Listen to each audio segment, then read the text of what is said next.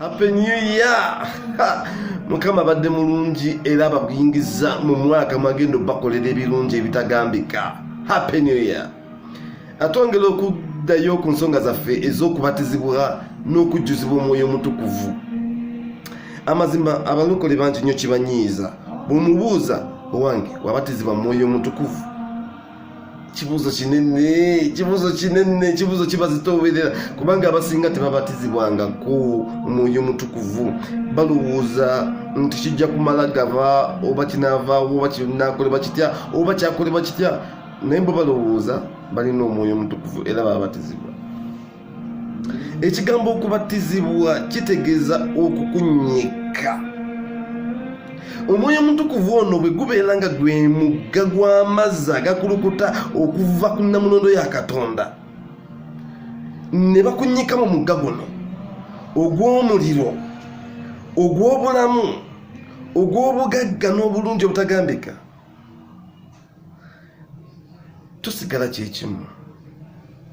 Kyova olaba nga mu mwaka 2023 Mukama atuyita tujje eri Yesu tubatizibwe Omwoyo Omutukuvu nate. Katonda bw'anaamala okubatiza n'Omwoyo Omutukuvu agenda kunyumirwa obulamu bwo, naawe ogenda kunyumirwa obulamu bwe mu ggwe. Ssanyu liba lingi nnyo, amaanyi gaba mangi nnyo ng'omuntu abatiziddwa. Yesu yekka yabatiza abantu mu Mwoyo Omutukuvu. Omwoyo Omutukuvu Yesu yamubatiza. He is the baptizer of the Holy Ghost. Teri mulala, teri mwana wa muntu abatiza abantu mu Mwoyo Omutukuvu.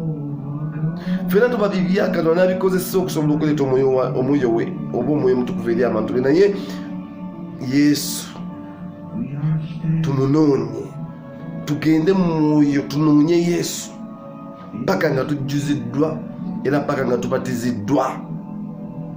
Okubatizibwa mu Mwoyo Omutukuvu kintu kikulu, nti kireetera omwoyo gwo okuzuukuka, okuwangula omwoyo gw'ensi.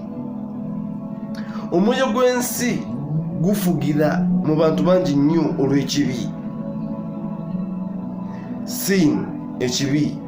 So ekibi kino kivaawo obatizibwa.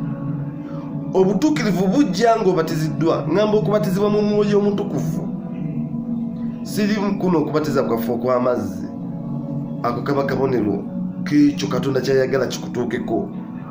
Katonda aba ayagala nga bw'onyiikiddwa mu mazzi era onyiikibwe munda mu ye, ojja kuzuukirayo, ojja kuvaayo ng'oli wanjawulo. 2023 Katonda agenda kukola ebikulu eby'amaanyi, naye akozesa abo bawadde amaanyi ge. Katonda takozesa batawadde maanyi ge, takozesa abantu batawadde mwoyo we kukola mirimu gye, nedda.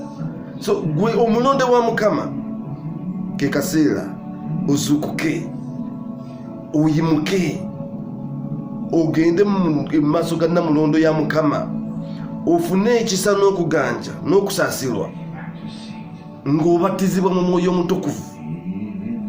Obugagga bwonna bugenda kukunoonya, bugenda kuvaayo. Amaanyi ag'Omwoyo Omutukuvu gawangula bajjajjabo bye baakukola. Abantu abamu batambula balowooza bajjajjange ndika emizimu gya jjajjange kubanga tebabatizibwanga mu Mwoyo Omutukuvu. Omwoyo akyusa ebirowoozo, omwoyo akyusa embeera. Kyekiseera tubatizibwe mu Mwoyo Omutukuvu.